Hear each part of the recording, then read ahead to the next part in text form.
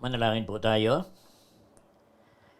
Sa gabing ito, O Diyos at Ama namin na mahabagin, Ama namin na hanggang sa ngayon ay patuloy na nagpapahayag at nagpapadama ng iyong pagmamalasakit sa iyong gawain at ang lahat na involved sa gawain na ito. Laban sa lahat ng mga kapangyarihan na galing sa kadiliman. Salamat na may pangako ikaw na against all these enemies of the gospel of Christ, your power through the Holy Spirit that indwells us will be more than enough to defend your program of redemption. At kahit na maraming mga tao na magtanggi ng Ebanghelyo ni Kristo, ang iyong pagmamahal sa kanila habang buhay ay nagpapatuloy. Kaya salamat na ginagamit mo ang lahat ng mga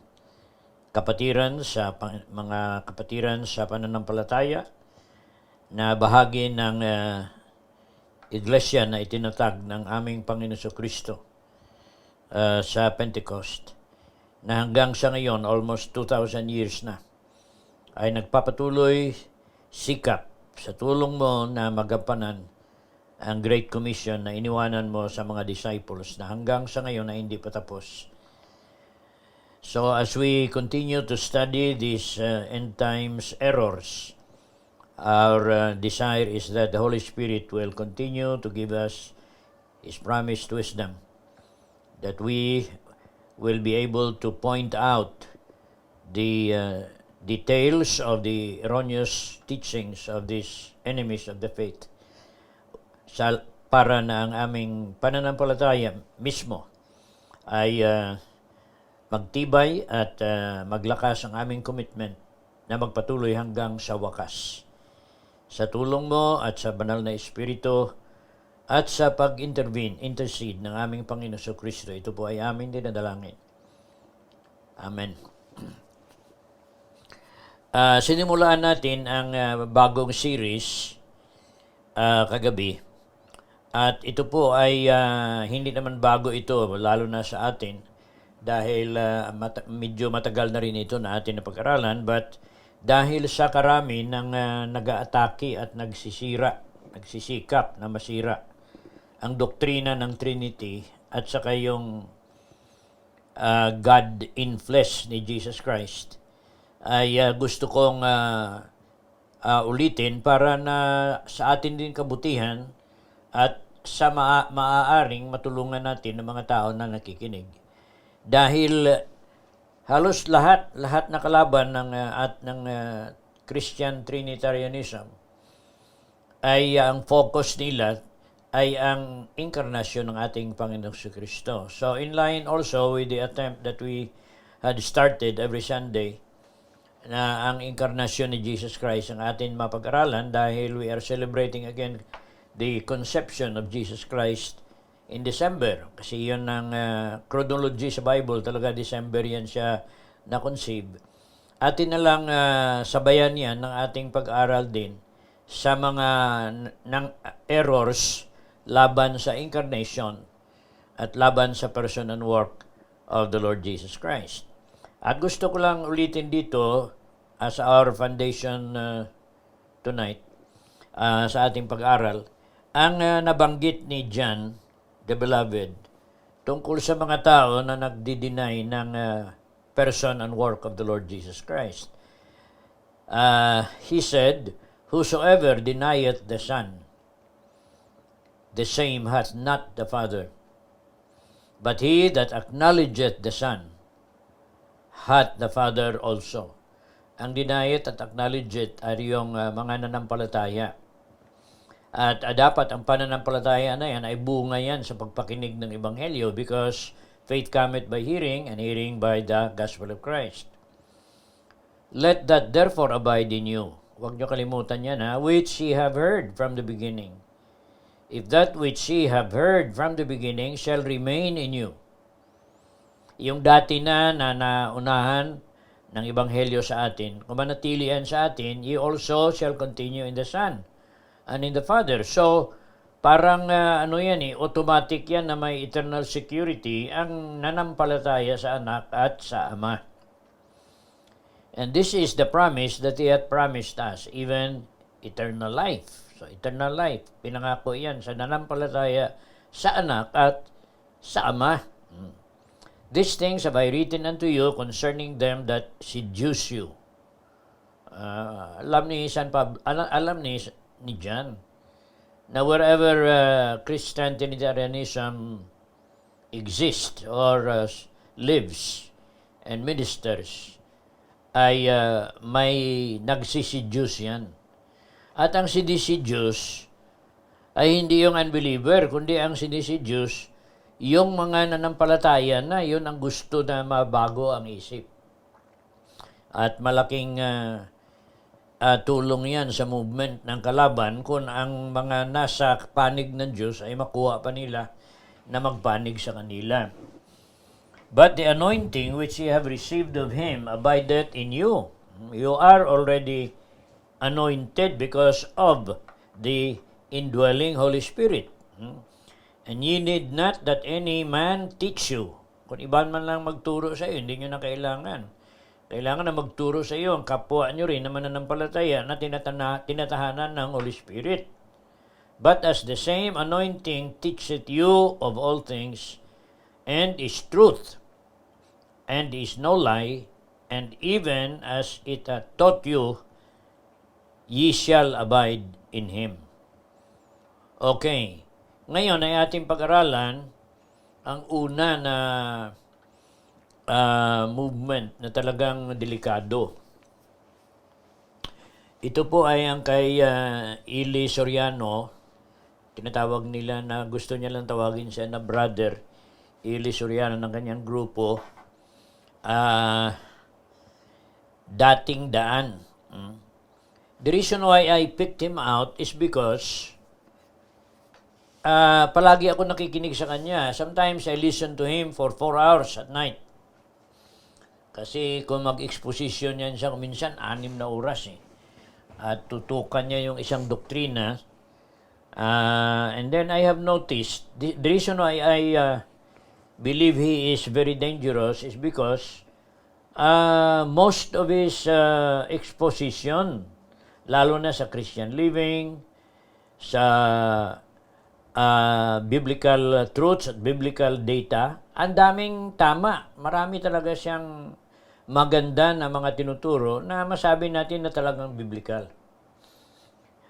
Kaya siya ay delikado dahil ang tatlong doktrina niya na talagang atin titingnan ngayon ay talagang delikado.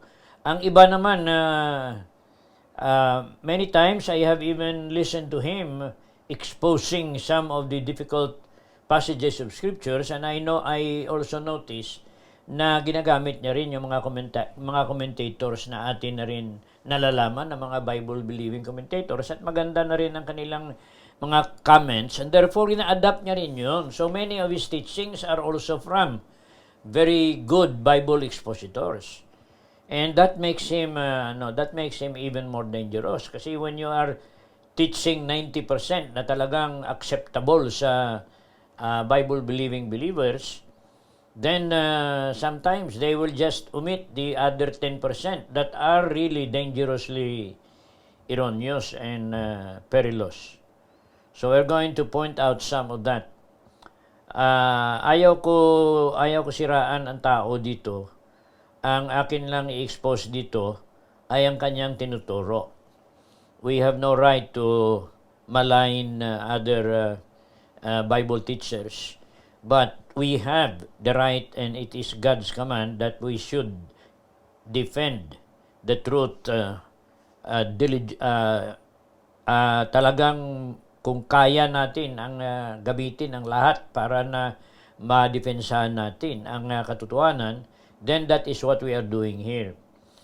But as a man, I really admire this guy. He is, on his own declaration, a self-trained and celibate Bible teacher who came from the group Church of God. Siya mismo nagsabi niyan. Inakusarto siya ng iba na galing daw siya sa Iglesia ni Cristo, but he did not. He said he came from the Church of God. At nag-alis siya dyan dahil nang namatay na yung kinikilala nila na leader, yung asawa niya na babae, yon ang nag-take over. And for him, he became comfortable with a pastor who is a woman. So he did not stay, started his own. That is what he said. Maybe ang Armstrong's Plain Truth magazine, which I also had been familiar with sa college ako, mga late 1960s, early 1960s, ay malakas yung Armstrong Plain Truth magazine.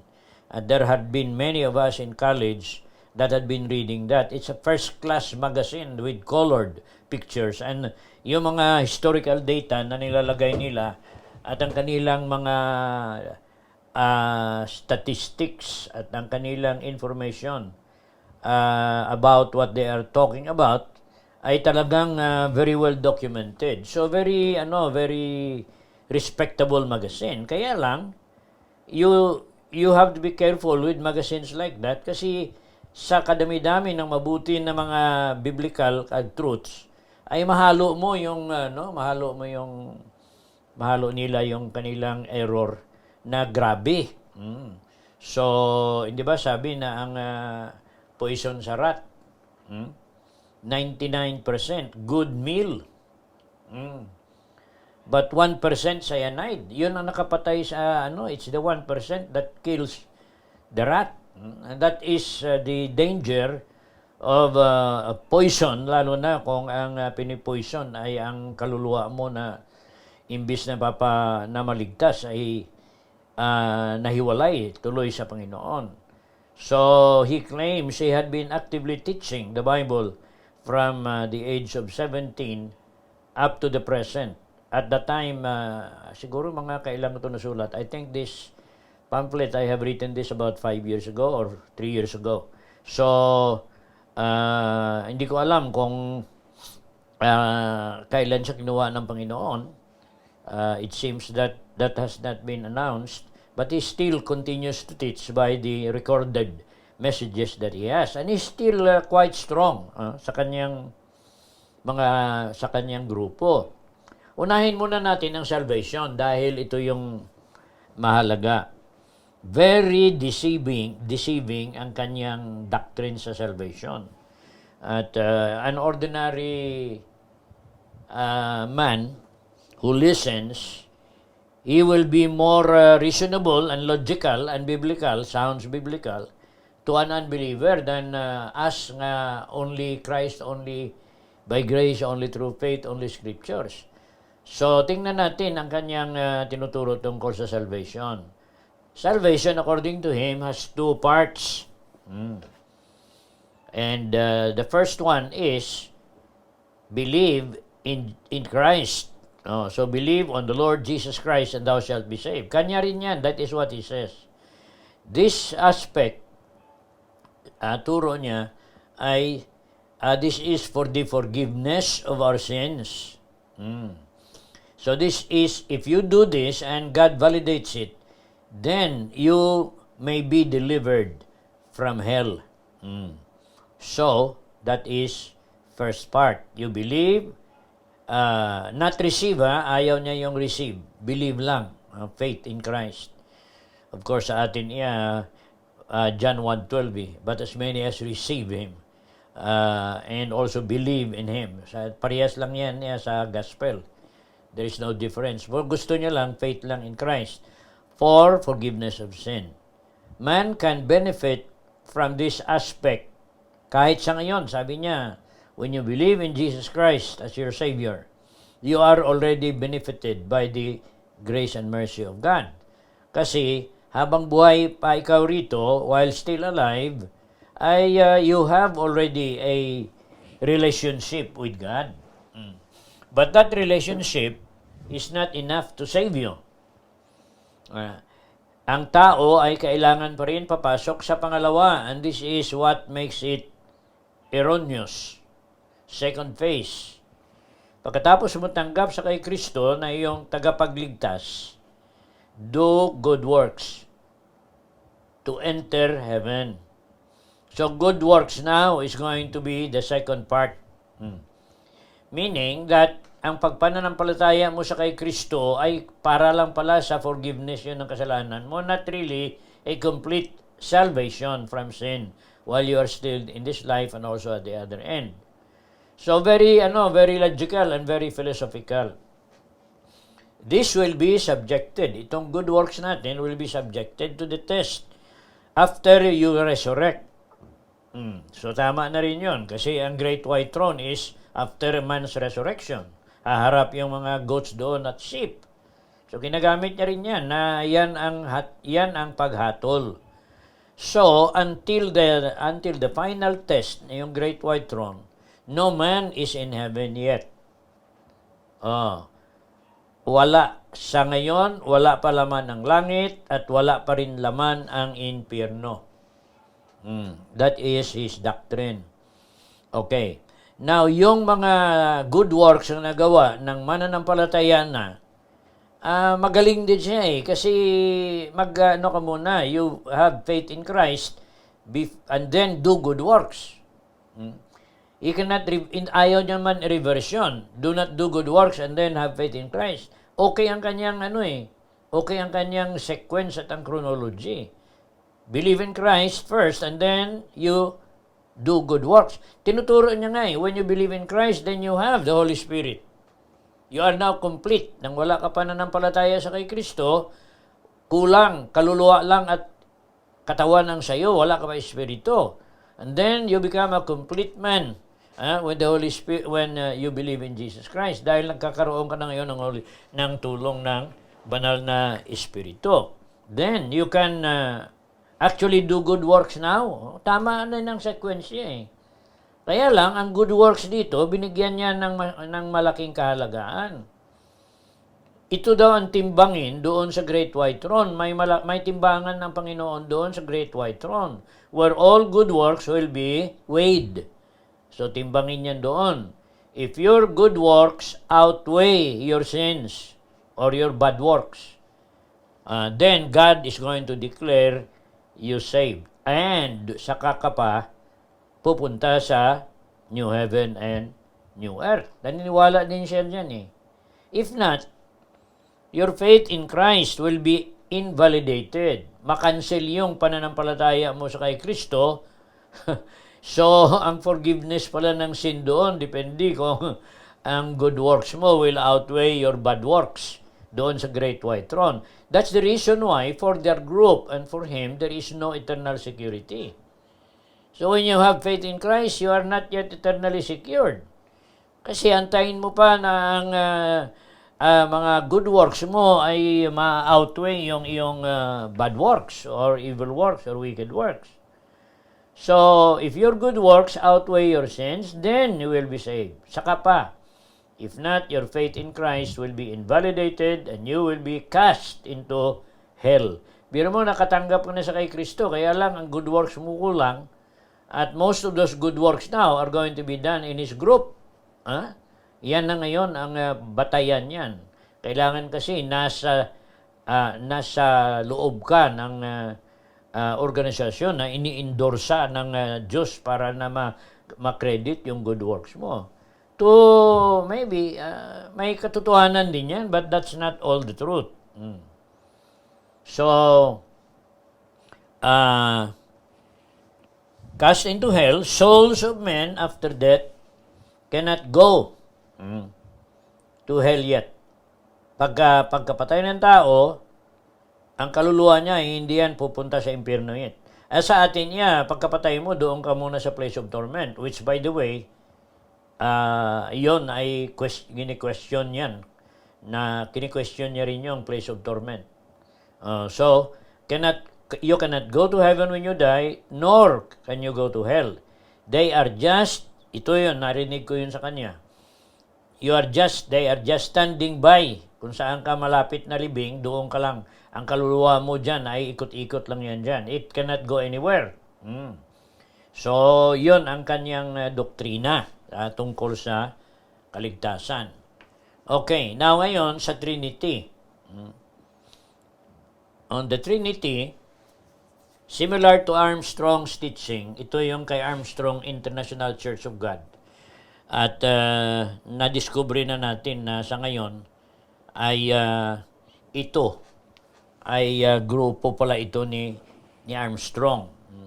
I think it was about 3 or 4 years ago na nagsususpitsyo na ako na ang mga tinuturo nito daw parehas ang Armstrong. Herbert at saka yung kanyang Garner Ted na kanyang anak na nagpapatuloy ng International Church of God. This is a very strong international organization kasi grabe ang mga documentations nito. They are very good scholars. So, yan kasi ngayon kaya tama yun ang sabi ni San Pablo, we are not fighting against flesh and blood. Kasi kung para-parehas lang sana, kaya lang malakas itong grupo na ito Hasta sa prophecy, grabe yung influence nila dito. And you should watch out yung prophecy watch, bantayan nyo yan because hindi yan very reliable na interpretation of prophecy. Si Daniel Rason mismo ay one time ini-introduce niya ang pag-open niya ng ila broadcast, nabanggit niya kaya naga-English na siya Dati Tagalog lang to sila, pero ngayon naga-English na rin sila. Sabi ng announcer niya, you are listening to the International Church of God. So, ibig sabihin, hindi lang you are listening to Dating Daan, but now you are listening to the International Church of God. At ang International Church of God, ayon kay Armstrong yan, noon at saka sa ngayon. Okay, so that was clear to me mga 3 or 4 years ago. Na yan pala sila ay kasama ng Armstrong. That's why, ang kanilang doctrine parehas Only the Father is the eternal God. Ngunit, the Bible itself does not, sabi niya, the Bible does not present God as omniscient. Tapos mag-quote niya sa verse sa Bible at patunayan niya na hindi alam ng Diyos ang lahat. At nalalaman ko ang iyagin quote doon ay ganito, kayo na mga lingkod ko sa Israel, may mga ginagawa kayo na hindi nga nakapasok sa isip ng Diyos. Quote, hindi nga nakapasok sa isip ng Diyos. Yun ang interpretation niya, na may mga ginagawa ang Israel na hindi nga naisipan ng Diyos na kanilang gagawin. Oh, so is not also omnipotent. Is not also omnipresent. Sa omnipresent, sabi niya, kung omnipresent ang Diyos, bakit kung mag-pray kayo ay ganito? Our Father who art in heaven. O, saan siya? Doon sa langit. O, bakit hindi? Our Father who art in everywhere. Ayan ang kanyang interpretasyon. Yan. So, because you are praying to the Father in heaven, that means the Father. Kahit mismo si Jesus ay nagsasabi kasi ang pattern na niyan ay ginawa si Jesus ang nagturo niyan. So, that is how philosophical he is. The Son is only begotten. Turo niya kasi, ang Son is begotten only when he incarnated. He was not begotten before, he was not begotten by or conceived in the Father's womb. Kasi yan ang kanyang interpretasyon yan eh. The Son is only begotten by the Father. He was conceived in the Father's womb. Oh, niluwal ng Ama sa kanyang sinapupunan. At saka tinatanong ang ibig mo sabihin, Brother Eli, na ang Diyos ay may womb. At ang sagot niya, tawa-tawa pa nga siya Sino ba nagawa ng womb ng babae? Hindi ba ang Ama? Okay. Ang nagawa ng womb, hindi siya pwede magkaroon ng womb. That is how he argues. But that is making God sa sitwasyon na yan ay ginawa niya na nga ang Ama mismo incarnate because may womb But magaling siya magpalusot So in the bosom of the Father, Christ came forth. So later, pinanganak na siya ngayon as Savior of the world sa pamamagitan ni Virgin Mary. But he is not eternal as the Father. So wala siyang Trinity para sa kanya. Son was only given power by the Father. So gina-recognize niya rin na ang creator of heaven and earth is Jesus Christ. Yan ang very deceiving He believes that Jesus Christ is the creator of heaven, things in heaven and things in earth, things living, the material and then the spiritual, visible and invisible. Kasi naniniwala din siya Colossians 1:16 at saka John 1:1. In the beginning was the Word and the Word was God. Yan, kaya lang, pinanganak lang siya ng Ama. And so, hindi ang Son, wala siya sang self-existent or wala siya sang sarili niyang divine power kung hindi ang nanggaling sa Ama. And the Holy Spirit is merely the power of God and also the power of the Son. Hindi siya distinct na person with distinct deity. So, yon ang kanyang concept sa Trinity. Ngayon, on eternal security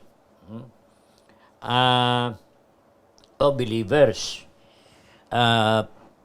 Ito kasi palagi ko siyang pinapakinggan nito dahil ang galing niya talaga magpaliwanag na kung ikaw ay hindi founded on the doctrine, biblical doctrine of the Trinity and also salvation, ay talagang matibag ka talaga sa iyong paninindigan.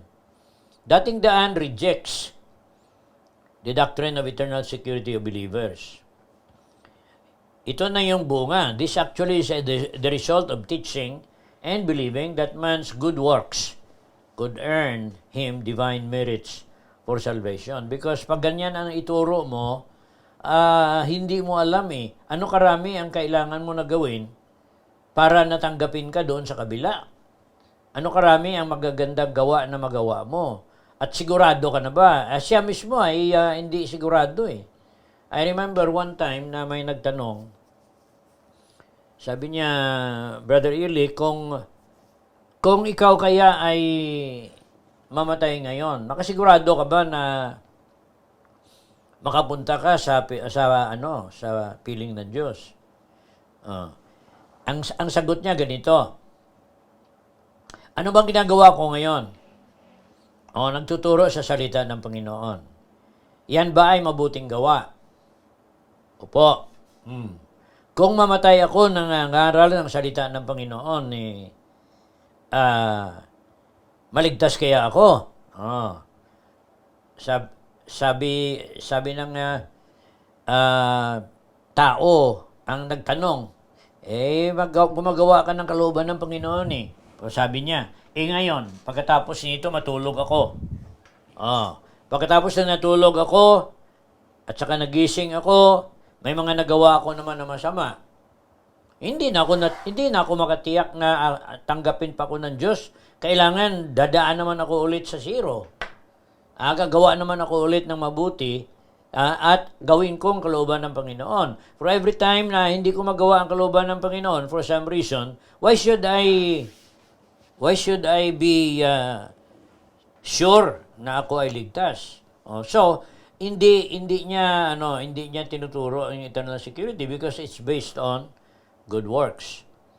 Soriano teaches, ito narinig ko rin to sa kanya, na may dalawang tao na hindi nasali sa Romans 3:23. Ano bang Romans 3:23? All have sinned and come short of the glory of God. Okay. Sabi niya, basahin niyo si Noe. He was a righteous man, an upright man. Si Job, basahin niyo. And ang Bible mismo nagsabi, they were righteous. They were righteous in the sight of God because of their good works. And so, hindi sila kasali sa Romans 3:23. Ang ibig sabihin, pwede pala na i-validate ng Panginoon ang good works ng tao para na siya ay masecure niya ang kanyang kaligtasan. Yan ang kanyang turo tungkol sa righteousness. Ang atin naman Noah's righteousness and Job's righteousness was righteousness of faith. And it actually was that refers to kahit na wala pa nagdating si Jesus Christ, ay ang righteousness ni Jesus Christ ay nag-cover yan sa kanila kasi namatay sila sa pananampalataya and therefore doon lang muna sila sa paraiso. Hanggang na si Jesus Christ ay napatay, nalibing, nabuhay muli, at saka sila nagkaroon ng actual nga righteousness imputed. Yan ang sa atin. Kaya lang sa kanila iba. Because ang righteousness ni Jesus Christ evidently for them is not enough. So they achieve salvation through faith plus good works. Ginamit niya yung issue na si Noah and Job attained salvation because of faith and good works. Hindi ba? Parang tama, no? But that's not the righteousness that God is demanding from us. Okay. Now, Soriano claims that at the great white throne, his group, ang dating daan, will also be declared saved by grace and by works. Why? Because they will be judged according to what is written in the books. Ang interpretation nila, kung ang nalagay sa books ay mas mabigat kaysa sa kasalanan mo, then maligtas ka. So good works will be weighed in God's scale of good works and wicked works, not by the righteousness of Christ. Okay, saka yan ang problema. And I saw the dead, small and great, stand before God, and the books were opened, and another book was opened, which is the book of life. Ginakot niya rin ito and the dead were judged out of those things which were written in the books, according to their good works or bad works. Yan ang laman niya ng kanyang books. May good at bad. Of course, ang interpretation dyan, when you are not in Christ, all your works are bad. Wala ka siyang good talaga because totally depraved ang tao apart from the Lord Jesus Christ. That's why I said na hindi basta-basta ang tinuturo ng taong ito. Very difficult ito na lang, no? I-summarize natin tong ibang issues because the other issues are also important. He opposes with passion, like the Iglesia ni Cristo, the celebration of Christmas, primarily because of the date and other pagan elements. This year, napakinggan ko siya. Ito lang COVID na time. Napakinggan kong broadcast nila. I think it was last October. Kasi siya naniniwala din na si Jesus Christ ay pinanganak sa October sa Feast of the Tabernacle. Ang ibig sabihin, what we have read and what we have studied na Jesus was actually born during the Feast of the Tabernacle, alam yan ni Soriano, he knows it. And so he said, kung i-celebrate nyo Pasko, dapat October kasi hindi dyan ng December. Because he was not born in December. So, kahit siya ay naniniwala na mali ang date. Ang sa atin naman niya, we celebrate both at saka everyday nga. Christmas para sa tao yang naman ng palataya. It's always all activities during the year. From the time we're born until we die, it's all covered by the redemption program of God in the Lord Jesus Christ. So, ayaw niya ang pag-celebrate ng Pasko because date is wrong, and then, of course, ginanegosyohan daw ang Pasko. Tinatawanan niya nga yan eh. Paano ang mga shepherd makabantay doon ng yelo? Which, correct naman siya. He rejects the continuous observance of the ordinance of the Lord's Supper. Ayaw niya rin. Natapos na daw yung Lord's Supper when the last disciple died. So it ended when the original apostles died. It has been replaced by the breaking of bread at yan ay preaching of the word.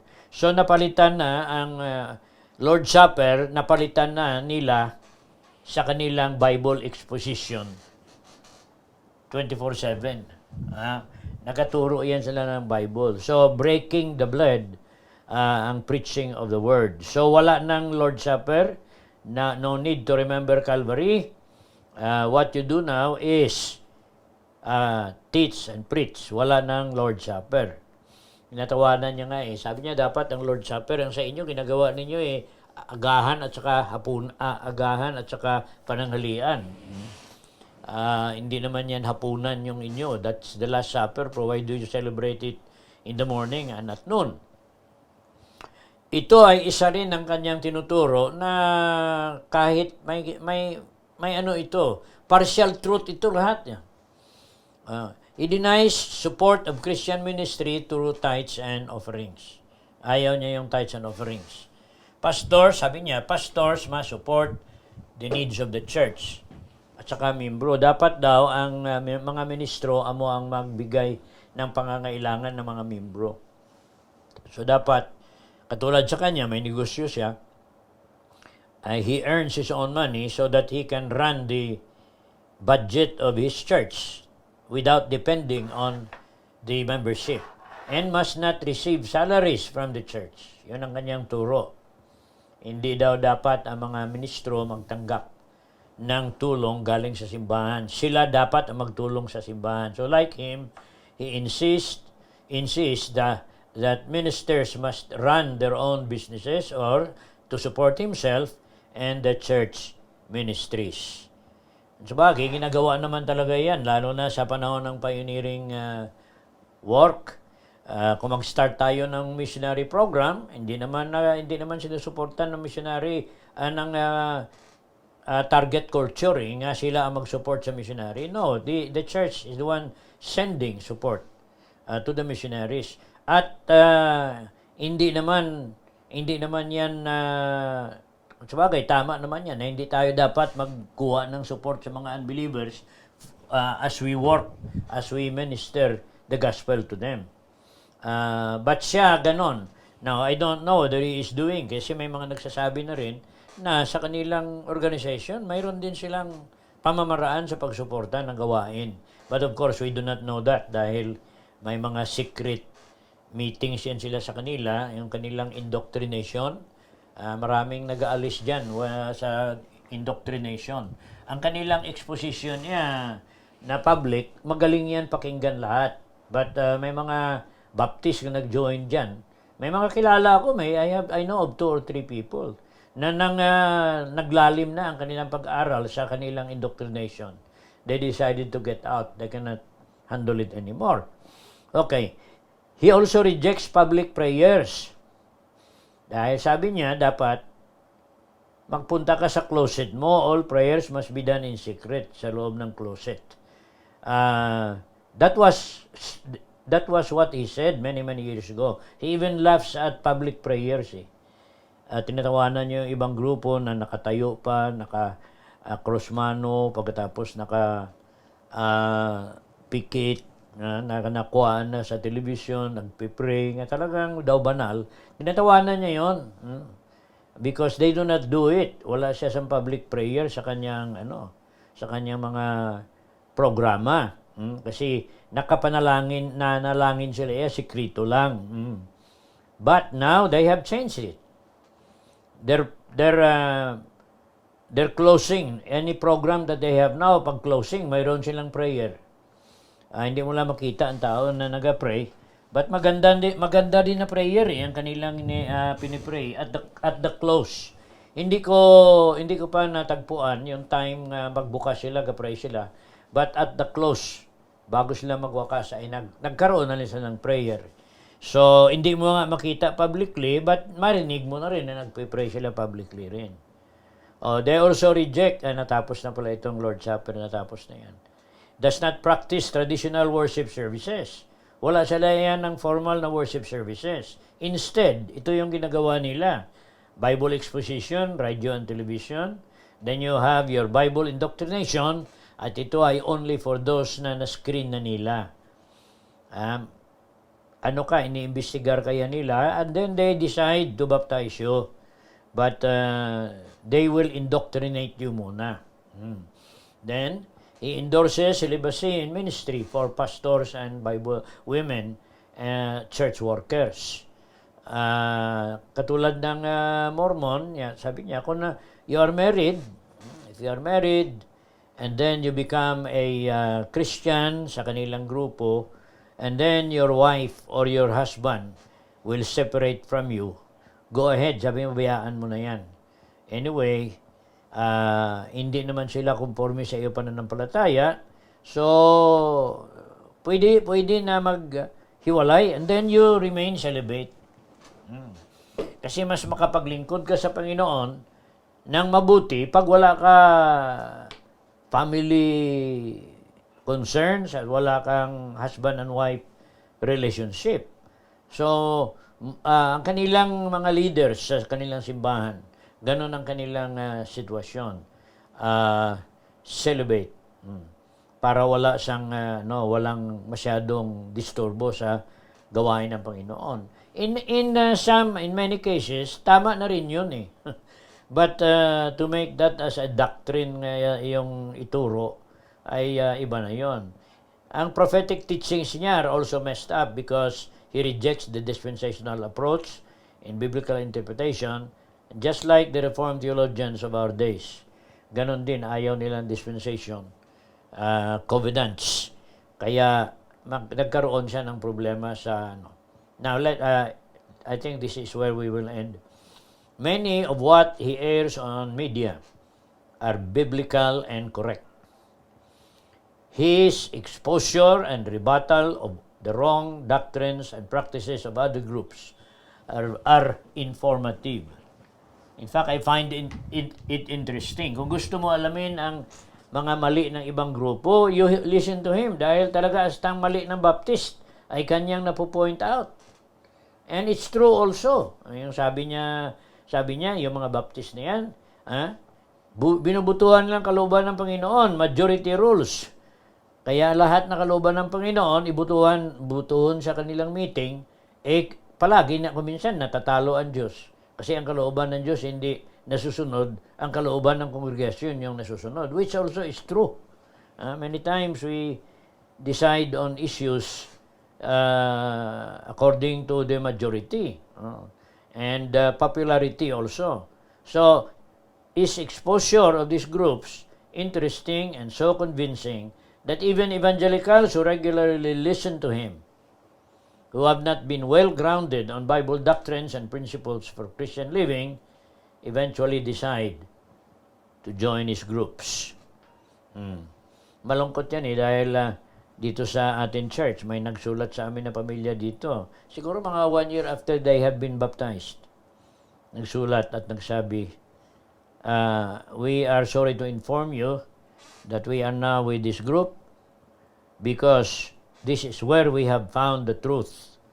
Ngayon na namin natagpuan ang katotohanan talaga sa aming Christianity. So we are now here. We are no longer part of your group sa First Baptist Church sa Manila. Nangyayari yan kuminsan. I think 2 or 3 times na nangyari na yan dito sa atin. Kaya huwag niyo sabihin na itong mga errors ng end times na ito ay hindi na dapat yan pag-usapan dahil ituro lang natin ang gospel. Yes, we preach the gospel, but sabi ni Jude,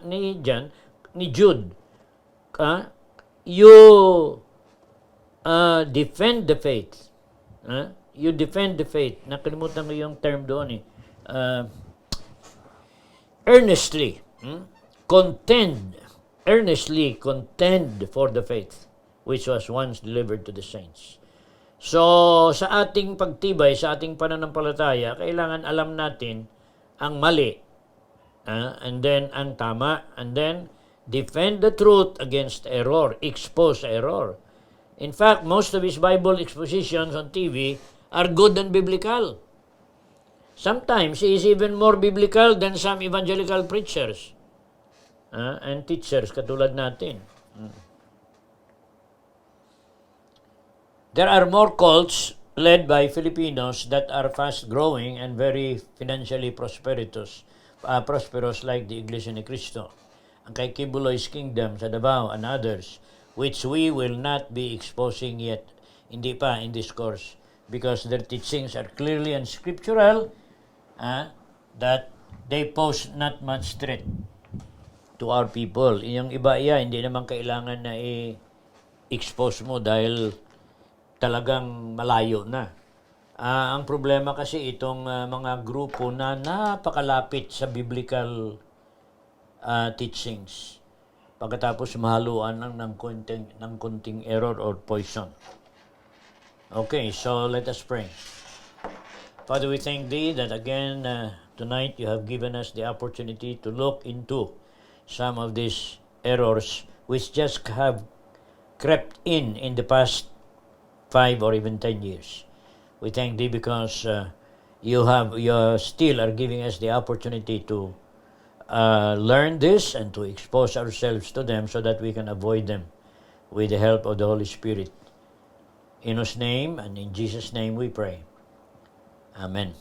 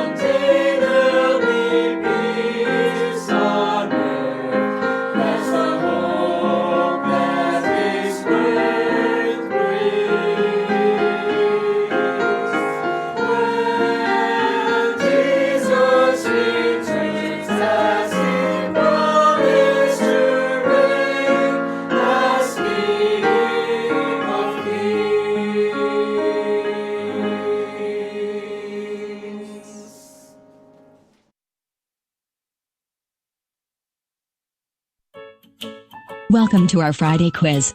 You are welcome to participate in our quiz. The winners will be announced in our Sunday's worship service, so please be sure to watch it on Facebook or YouTube. We'll begin our quiz shortly. Round 1. For this round, we have 4 questions. A timer of 3 minutes is set for each question. If you are ready, let's begin with question number 1. Question number 1. How many resurrections are for the unsaved? And when? Question number 1. How many resurrections are for the unsaved? And when? Timer starts now.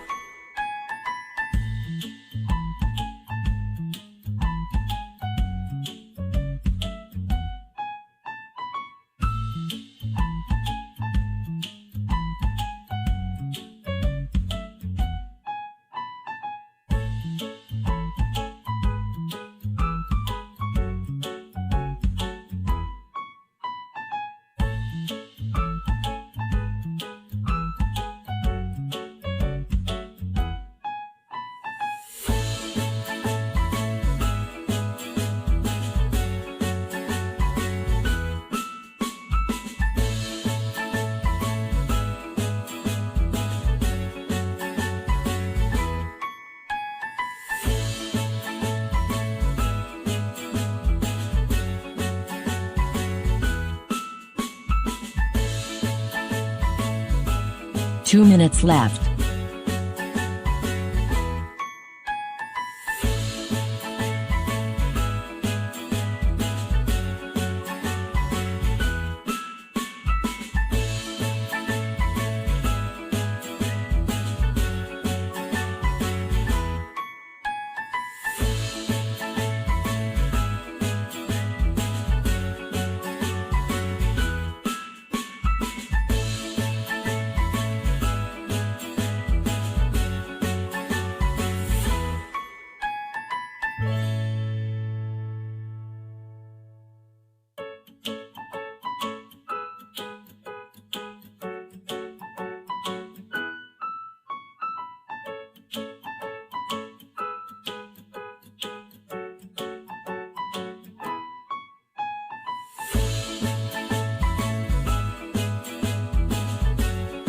One minute left.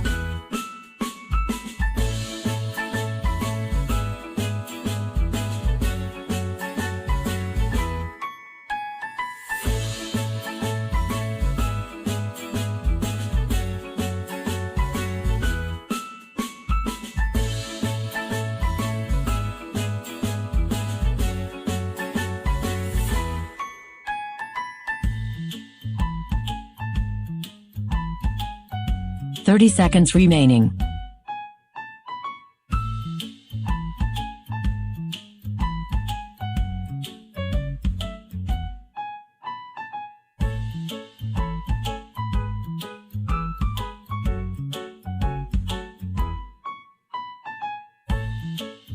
Last 10 seconds.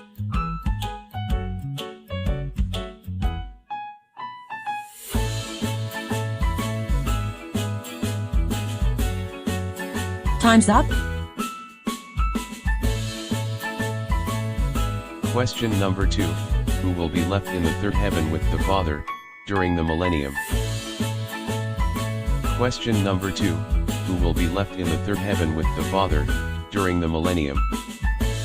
Timer starts now.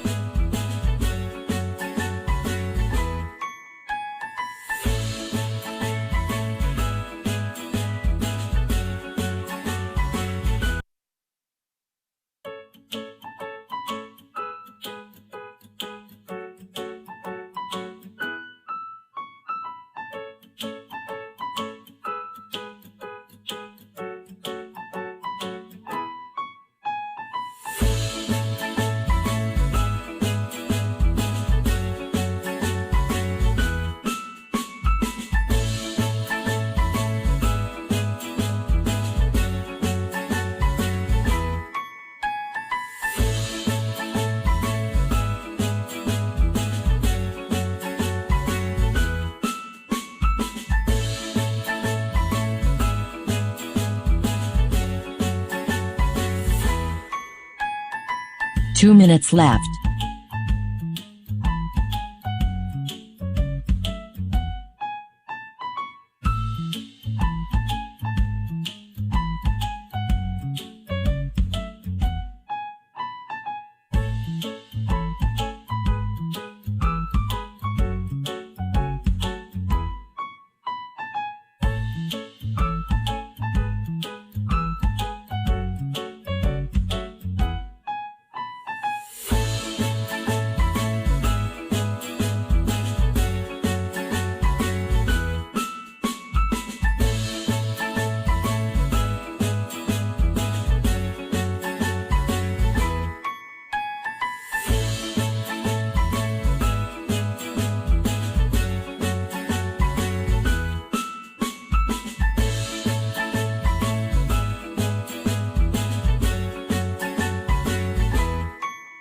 One minute left.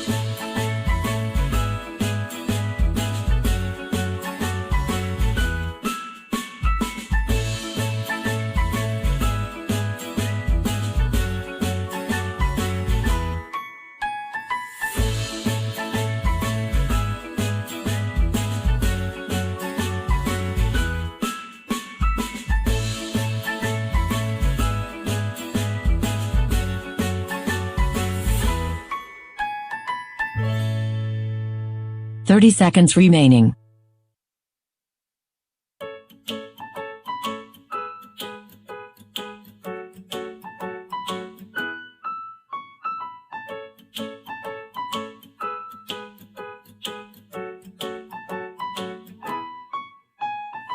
Last 10 seconds.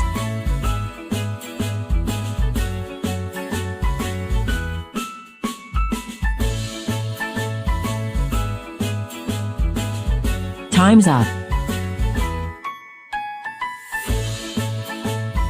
Question number 3. What instruction did the angels give to the family of Lot while they were going out of Sodom? Question number 3. What instruction did the angels give to the family of Lot while they were going out of Sodom?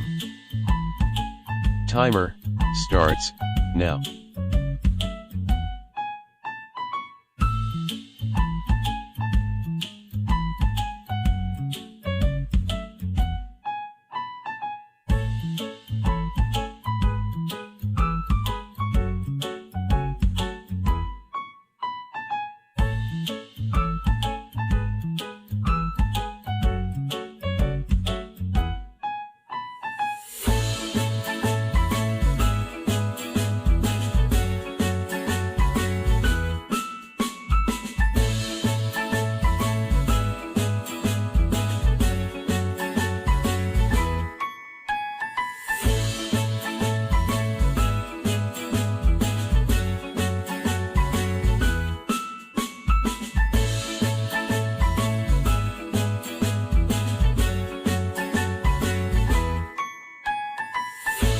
Two minutes left.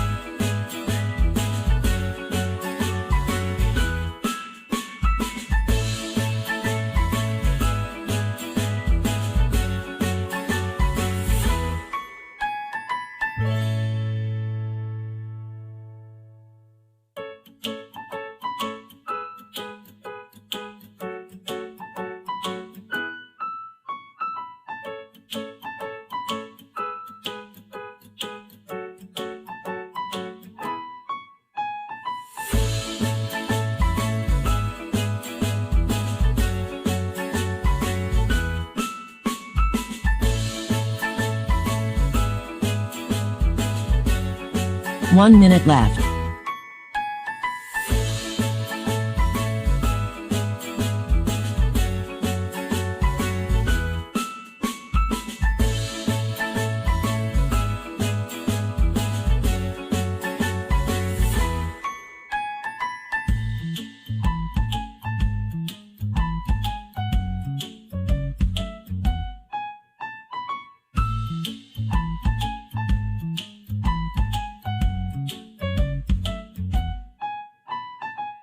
30 seconds remaining.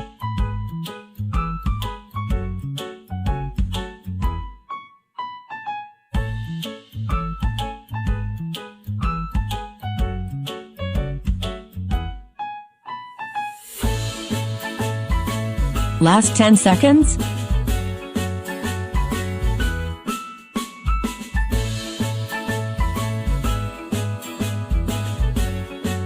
Time's up. Question number 4. When was Ishmael cast out from Abraham's household? Question number 4.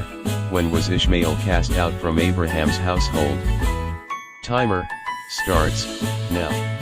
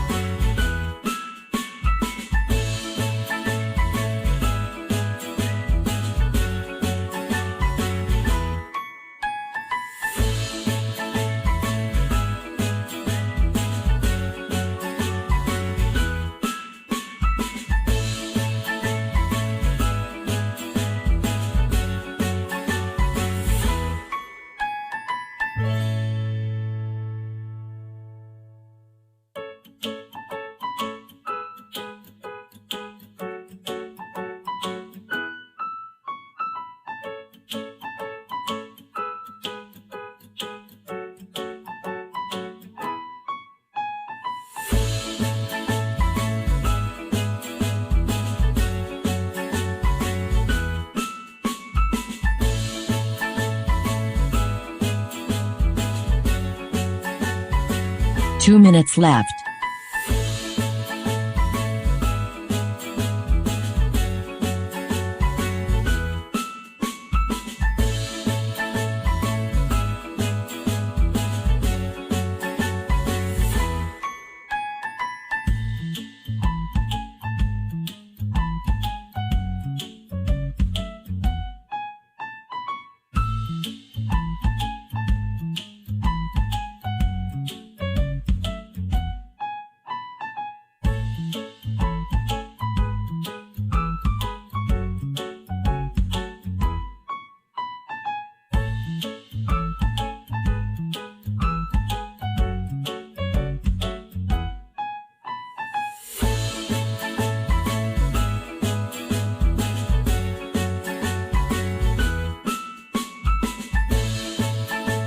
One minute left.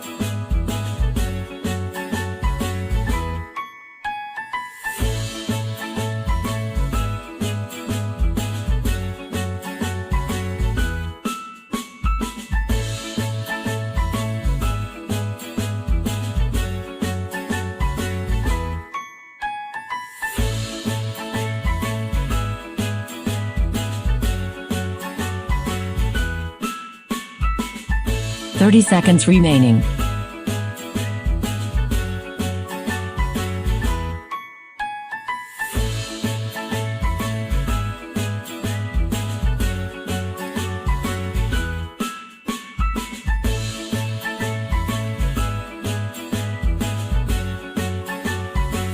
Last 10 seconds.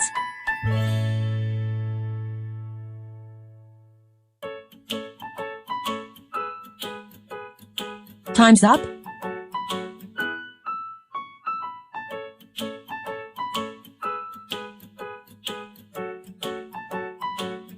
Round 2. For this round, we have only one question. A timer of 3 minutes is set for this question. If you are ready, let's begin. For this question, give 3 answers. What 3 major issues on the Incarnation had been distorted by all enemies of Christian Trinitarianism? For this question, give 3 answers. What 3 major issues on the Incarnation had been distorted by all enemies of Christian Trinitarianism? Timer starts now.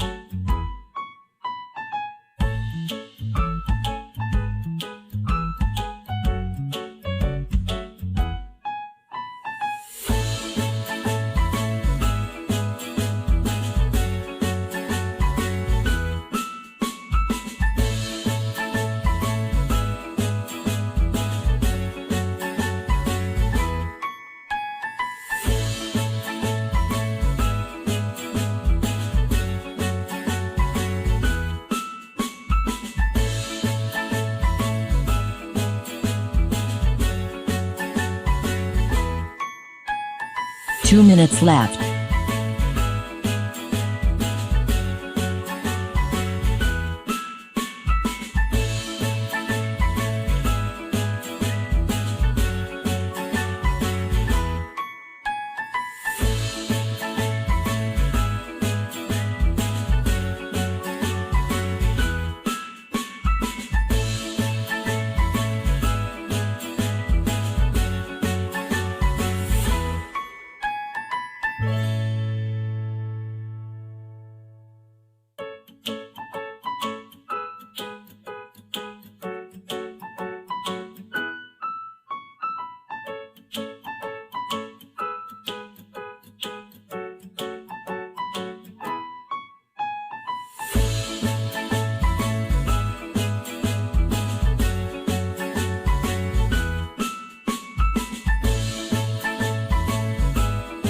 One minute left.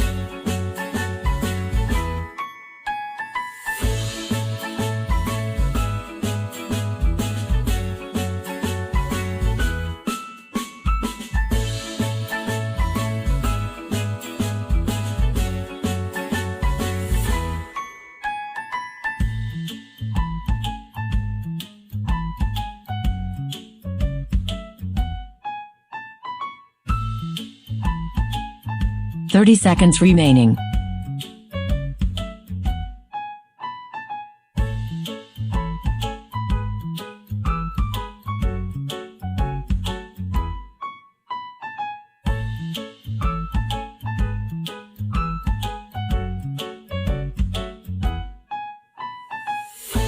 Last 10 seconds.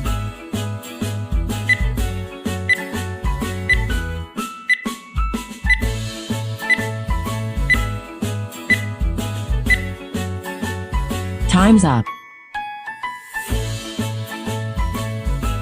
For our bonus round, we have only one question.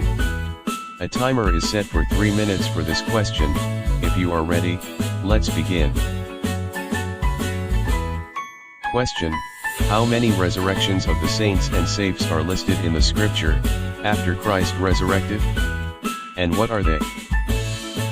Question: how many resurrections of the saints and saints are listed in the scripture, after Christ resurrected? And what are they? Timer starts now.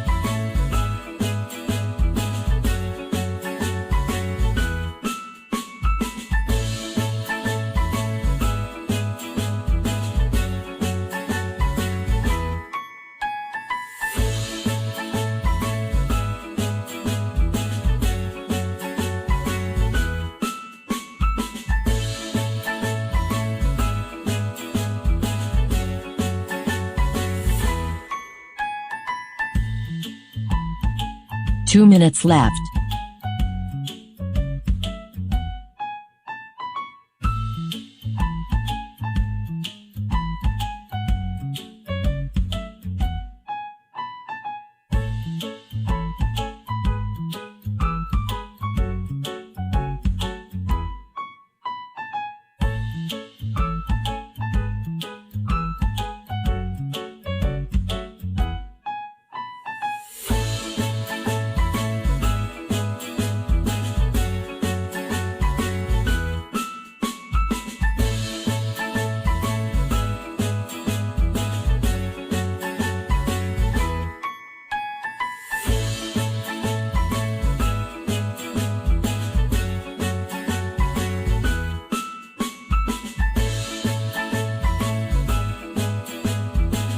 One minute left.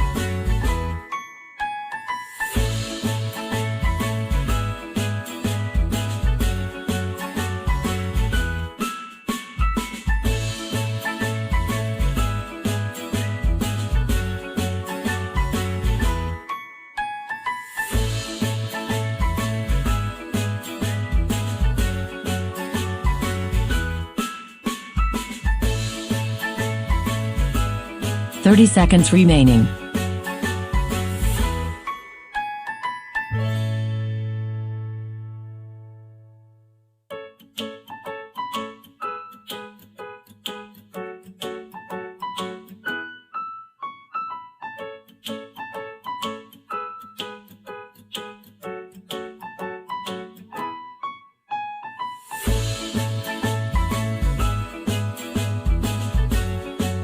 Last 10 seconds.